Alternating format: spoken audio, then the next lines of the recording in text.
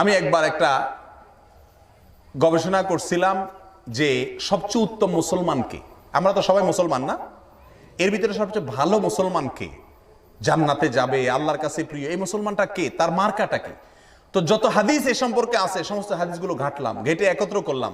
খাইরুকুম খিয়ারুকুম আহসানুকুম আহাব্বুকুম ইলাল্লাহ ইনদাল্লাহ, এরকম যত হাদিস আছে সবগুলোকে একসাথ করে দেখলাম যে কোন মানুষটা আল্লাহর কাছে সবচেয়ে প্রিয়।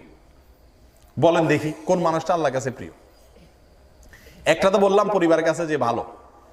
মোটের উপরে যতগুলো হাদিস আছে আমি দেখলাম সবসা করলে 12-13টা আইটেম পাইছি যে এই কাজ করলে আল্লাহর কাছে ভালো, সে মুসলমানদের মধ্যে সবচেয়ে ভালো মুসলমান হয়। এর ভেতরে আশ্চর্যের বিষয় এবং শিক্ষার বিষয় হলো একটা হাদিস শুধু পাইছি বুখারীর, খায়রুকুম মান তাআল্লামাল কুরআনা ওয়া আল্লামা। তোমাদের ভিতরে যে কোরআন শিখে আর কোরআন শিখায়, এই মাদ্রাসায় জামিয়া হুসাইনিয়া আরাবিয়াতে যেটা হয়, যারা শিখে আর শিখায় কোরআন, এরা হলো তোমাদের ভিতরে সবচেয়ে উত্তম। এছাড়া বাকি 11-12টা যে হাদিস আছে যার ভিতরে তোমাদের ভিতরে সবচেয়ে উত্তম, সবচেয়ে ভালো মানুষ, সবচেয়ে নেক মানুষ, আল্লাহর কাছে সবচেয়ে প্রিয় মানুষ আছে, এই সবগুলোর খোলাসা কথা একটাই, সেটা হলো যেই ব্যক্তির আচার আচরণ ব্যবহার আখলাক, মানুষের হক আদায় করা, এই বিষয়ে যে ব্যক্তি সবচাইতে ভালো, এই লোকটা হলো আল্লাহর কাছে সবচাইতে প্রিয় আর মুসলমানদের মধ্যে সবচাইতে উত্তম মুসলমান। এক হাদিসে আল্লাহ রাসূল সাল্লাল্লাহু আলাইহি ওয়াসাল্লাম বলছেন খায়রুকুম আহসানুকুম কাদা, বুখারীর হাদিস।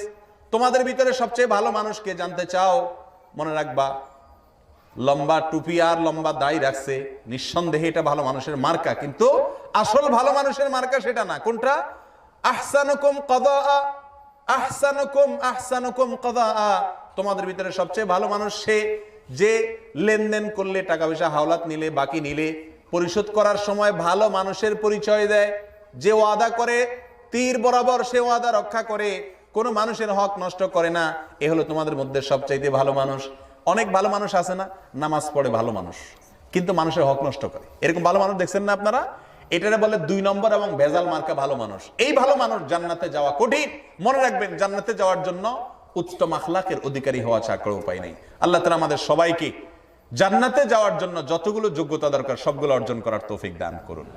প্রিয় ভাইরা আমার, আপনাদেরকে কিচা কাহিনী দিয়া খুব রসাত্মক ওয়াজ করে আমি খুব হাসায়া কান্দায়া আপনাদের কাট করে দিতে পারতাম, সেটা আমার জানা আছে, কিন্তু কাটা কাটা কিছু কথা বললাম যাতে আমাদের জীবনে একটু হইলেও উপকার আসে। কানসুক করা ওয়াজ শুনে চলে গেলে শুনতে ভালো লাগবে কিন্তু জীবনে পরিবর্তন আসবে না। এই জন্য আমরা জান্নাতে যাওয়ার জন্য এই যুগে, আজকের যুগে মুসলমানদের যে অধপতন, এর ভেতরে 4টা বিষয়কে গুরুত্ব দিয়ে বলেছি। আবারও বলছি, ভালো করে শুনবেন। ঈমানকে ভেজাল মুক্ত করতে হবে, খাঁটি করতে হবে, 5 ওয়াক্ত নামাজ জামাতের সাথে পড়তে হবে, হালাল উপার্জন 100% নিশ্চিত করতে হবে। চুল পরিমাণ ভেজাল উপার্জনে থাকতে পারবে না।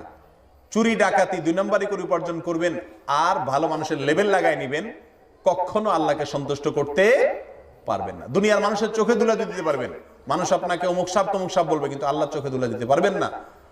আর 4 নম্বর হলো উত্তম আখলাক। আখলাক বলতে পৃথিবীর কোন মানুষের হক আপনি নষ্ট করবেন না। আপনার স্ত্রীর সাথে আপনার ঝগড়া হয়েছে, আপনি চলে আসবেন ওলামা একরামের কাছে যে হুজুর এক্ষেত্রে আমার হক কতটুকু, তার হক কতটুকু, আমি তার প্রতি জুলুম করছি কিনা, আমার কোনো ত্রুটি হচ্ছে কিনা।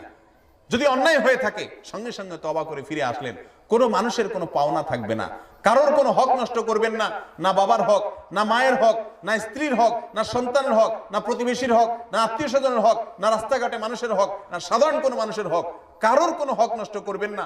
শুধু নসিহত, দিনটা হলো মানুষের কল্যাণ কামনা করা। বুখারীর হাদিসে আসছে, নবী সাল্লাল্লাহু আলাইহি ওয়াসাল্লাম বলেছেন আদ-দীন ওয়ান নাসিহা, কিলা লিমান ইয়া রাসূলুল্লাহ, ক্বাল লিল্লাহি ওয়া লিরাসূলিহি ওয়া লিকিতাবিহি ওয়া লি আইম্মাতিল মুসলিমিনা ওয়া আম্মাতিহিম। দিন মানে হলো, ধর্মটা মানেই হলো কল্যাণ কামনা করা, আল্লাহর নির্দেশ মতে চলা, আল্লাহর কিতাবের নির্দেশ মতে চলা, আল্লাহ রাসূলের নির্দেশ মতে চলা, আর যেই সমাজে বসবাস করেন সেই সমাজের দায়িত্বশীলদের, সেই রাষ্ট্রের দায়িত্বশীলদের এবং সাধারণ মানুষের যে হক আছে এই হকগুলোকে আদায় করা, সবার কল্যাণ কামনা করা, এটাই হলো ধার্মিকতা। এখন ধার্মিকতা বানায় নিছি আমরা শুধুমাত্র কিছু কাজ করাকে, আখলাকের সাইডটা আমাদের আলোচনা থেকে একেবারে আড়াল হয়ে গেছে। আল্লাহ তাআলা আমাদের সবাইকে আখলাকের দিক থেকে সবচাইতে উঁচা আখলাকওয়ালা মানুষ বানায় দেখ। এমন যেন হয় যে আমার এলাকাতে সবচাইতে ভালো মানুষ হিসেবে সবাই আমার দিকে আঙ্গুল দেখায় যে তার মতো মানুষ হয় না, সেরকম অমায়িক মানুষ হওয়ার তৌফিক আল্লাহ তাআলা আমাদের সবাইকে